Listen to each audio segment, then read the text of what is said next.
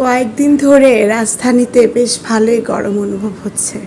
গরমে আইসক্রিম খেতে কার না ভালো লাগে, কিন্তু আমার ছেলে একটু বেশি পছন্দ করে।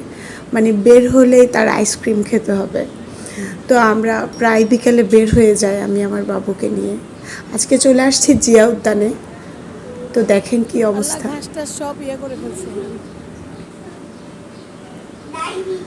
জিয়া উদ্যানে এর আগেও এসে দেখেছি ঘাস টাস উঠিয়ে ফেলেছে, আরও 2-3 মাস আগে থেকেই জানি। আমার হাজব্যান্ড যখন আমার বাচ্চাটাকে নিয়ে একা আসে, কখনো কখনো আমি সহ আসি, কখনো সবাই মিলে আসি, তো তখনই বলেছে যে এখানে আসলে আগের মতো পরিবেশটা নাই, নতুন করে আবার অনেক কিছু হচ্ছে। তো নতুন করে কি হচ্ছে আজকে ভিডিওটা দেখলেই বুঝতে পারবেন। আমার ছেলে এখানে আইসক্রিম খেটে শেষটুকু যেটুকু আছে সেটাও খাওয়ার চেষ্টা করছে। এর মধ্যে আমি জিয়ার কবরের খুব কাছাকাছি চলে আসছি।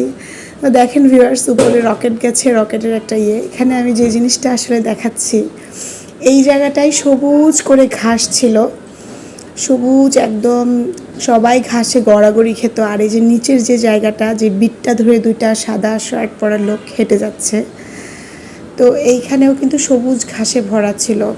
ছোট বাচ্চারা খেলা করতো বল নিয়ে, দেখতে অনেক ভালো লাগতো। আর ওই যে পাহাড়ের মতো যেই কবরের উপরের যে চালের সাথে যেই সিমেন্টের মতো সাদা দেখা যাচ্ছে, সেখানে ছিল সবুজ এইরকম ঘাস।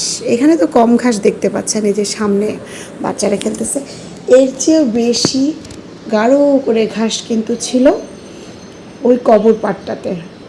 তো এটা এমন একটা পাবলিক প্লেস, এখানে সার্বজনীন সবাই কিন্তু আসে। যে 2 বান্ধবী একই ড্রেস পরা বা 2 বোন একই ড্রেস পরা, বাচ্চাদেরকে নিয়ে বাচ্চার বাবারা, বাচ্চার মায়েরা একটু প্রশান্তি পাওয়ার জন্যই কিন্তু আসে। স্যার, আমাদের বাদাম খাওয়া হলো, আইসক্রিম খাওয়া হলো, আর কি খাবো আমরা? এই খেজুর গাছেরই, খেজুর গাছ। আকাশ দেখছো? আকাশ, বাদাম, লবণ, লবণ খাও, বাদাম, বাদাম, লবণ।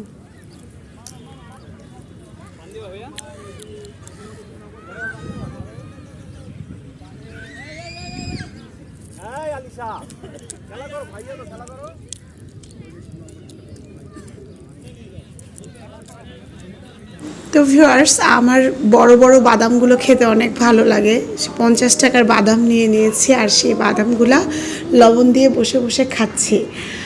এসেছিলাম অ্যাকচুয়ালি আমার বাবুকে খেলা করানোর জন্য। খেলা করানোর শেষে আমরা বাসায় চলে যাচ্ছি। আমরা মোটরসাইকেল চালাই, সাত মোটরসাইকেল চালাই।